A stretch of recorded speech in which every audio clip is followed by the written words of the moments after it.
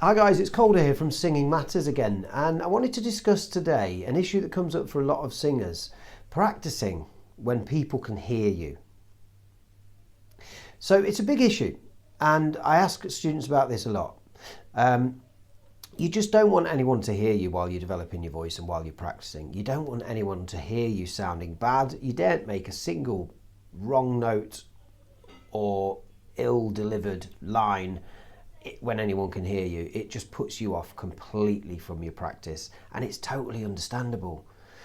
Singing is one of the most vulnerable activities we can take part in, and you really are bearing your soul, so it takes a lot of bravery to sing in any format. But when people can hear you and you're in their earshot, oh god, it can just stop you in your tracks.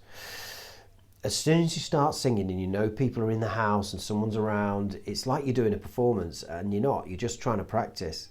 It's almost like walking around naked. It feels as bad as that. How can we combat this, and how can we get more time for our singing and get some more success from that time when we spend practicing? The first thing I want to address here is something about our culture. There's a really destructive outlook about singing in our culture, just a really destructive attitude towards it. Unless you're famous, it's like you're not allowed to call yourself a singer or to mess around pretending to be one. There's this kind of assumption, this unwritten rule that you're either born with it or not, and people should know better than this. They really should, but for some reason with singing, they allow themselves to feel like you should sound amazing off the cuff and without any work and development and training and practice. But in any other walk of life, people know you have to work hard and practice and develop things. People obsessively talk about natural talent. I am sick of natural talent. I've got a big old reason why. It was part of my dissertation when I did my degree, and I've got lots of thoughts about the difference between natural and talent. But we won't go into that right now.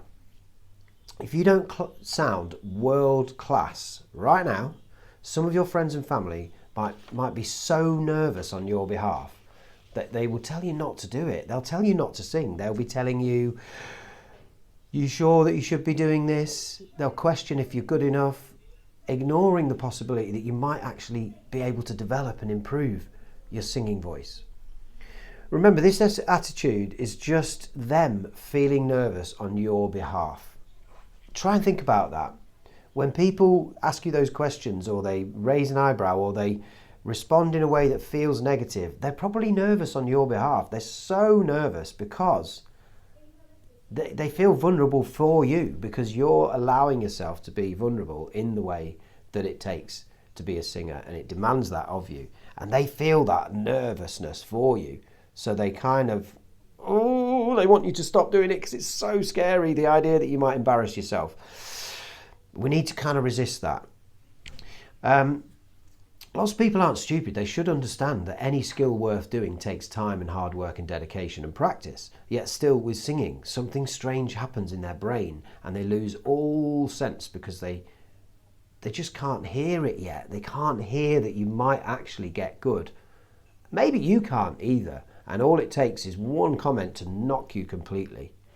Or even just the idea that they're hearing you can knock you completely. And it really puts singers off from daring to be heard, daring to practice, running scales and exercises, and especially making those weird and wonderful noises that we have to make in order to train the voice and the mechanism and manipulate the voice into working better for us. Totally away from singing. A lot of weird noises. If you've got deep into vocal training of any sort, you'll know that there are strange noises and things you can do to try and set your voice up differently. And a lot of your development can happen here, away from songs, and should. But please, let's have a look at what we can do. Can we politely address this with these loved ones and these family members and these friends and whoever we live with? Partners, wives, husbands, girlfriends and boyfriends, children, anyone around you that makes you feel nervous. Can you politely say to them, "I am working on my singing voice. I will sometimes sound bad while I'm doing it, but it's all part of the process. Please support me while I work on this and develop things. It's not supposed to sound great. I'm supposed to be developing technique. to help me sing better? Can you get that across to people, that maybe just breaks the ice and allows them to let you off and makes you feel a little bit more confident about what you're doing? It doesn't fix it, because you will still feel like it. It's a really awkward thing, but you can at least maybe try that as a way of getting the whole situation to feel a bit more positive. Lots of singers have to develop their skills and technique, so please cut me some slack while I try and do this. The trouble you might have, is there's a whole bunch of questions here. Perhaps your parents want you to get a real job. Perhaps, they don't want you to pursue your musical dreams. And that's a difficult one if you live with your parents, and it's parents that we're talking about here.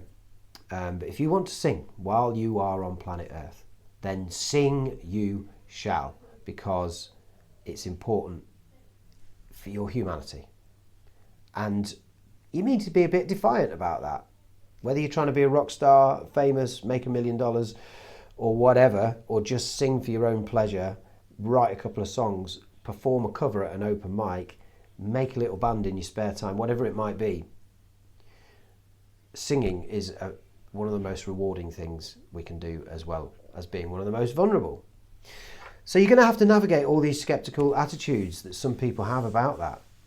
No matter how successful you are at gaining support from loved ones, you are still going to feel incredibly awkward singing when they are around. Can you change your own feelings about singing regardless of that? Can you change how you feel about your singing practice, and almost just try and shut it out of your mind and defy the idea that they might be thinking of you badly, and just ignore whatever their responses might be and stop assuming that they're thinking anything at all, or try not to let them get into your head and just sort of defiantly sit there and work on it, knowing people can hear you, but trying to make yourself focus on what you're actually hearing and what you're actually doing and what you're actually feeling within your voice, just ignoring what's going on outside. It's easier said than done, because I know you just straight away feel like you're performing, and for some people they just can't get past it, so they just don't want to be heard while they work on this stuff. It's just almost not an option. So what can you do? Is it possible to find somewhere in the house where you can't be heard, where you can actually get out of people's ears enough that you feel confident you can do it, and you feel private enough about it? Maybe not completely understandable if that's the case. Ask yourself, what days and times in the week is no one around? Are you ever in the house alone? And if you can be dedicated with your voice work, do that practice as soon as there's a chance to be in the house on your own, and make the point of doing that, and get really organised about that. When can you practice where no one will be listening? Where else can you practice? Is there somewhere else you can practice? One of the most common things that people do is they sing in the car. I've done several lessons with students sat in a car, online obviously. I'm over here talking to a student in LA, which is always exciting, talking to people across the world, near LA, and then other people elsewhere in the world, sat in the back of their car, sat in the driving seat of their car, because they can contain themselves. They might look a little bit strange sat in a car park, singing away, making noises and all that sort of stuff, but you are cut off enough and private enough to feel a little bit more like you can handle that than being around people you know and live with, because those people are the hardest audience in a lot of ways. So the car is a good option, the garage, the shed, somewhere in the house, somewhere in the building, in the grounds, somewhere. Is there anywhere? Lots of people won't have somewhere, but there might be a space you can get into and just sort of take your phone and run some scales, or sing along to a backing track or something. Can you move things around? Can you actually create some acoustic treatment? Can you actually prop something up against the door, a mattress, create some sort of little booth out of thick, soft furnishings or cushions and pillows? It won't deaden everything completely, but you can almost make like a little vocal booth as if you're in the studio to muffle the sound. Maybe you could create something, depending on what you've got available, to actually make it less audible outside the room, but this might not do it enough, and it might still be heard, and it might just not be an option for you. So what else can you do? Some sort of drastic measures to make sure you can actually develop your voice. You've got to do something. You've got to find a way of finding space and time to practice. Can you even book a rehearsal space and just go down and work on your singing in a practice room, in a rehearsal space somewhere? You know, ideally, we need to get past the stigma. In an ideal world, we actually overcome the psychology of feeling like we can't let anyone hear us. You know, we have to kind of get to that point, and to proudly go about our day singing, making weird noises, and as I always say, doing that as you go about your day while you wander around. Excuse me. While you're running around the house, while you're walking around the house, and while you're going about your day, I encourage people to do this sort of practice. You can do lip trills while you're waiting for the kettle to boil. You can do creaky door exercises while you're cleaning up. You can do breathing exercises at the bus stop. You know, any moment in your day, you can just do little vocalizations, little bits of exercises, little bits of warming up, little bit of checking in with your voice, little moments of creating some muscle memory. And you can do that in lots of little bits throughout the day. And just, I always try to get singers to think about their singing practice as something that they're just kind of always doing. You're just kind of always checking in on your voice. You're always aware of what it feels like. You get up in the morning, you go about your day. Part of what you're doing in your day involves checking in on the voice and doing a little bit of vocalization. And the more you are comfortable just doing this sort of stuff as you go through your day, the more it just becomes a normal thing.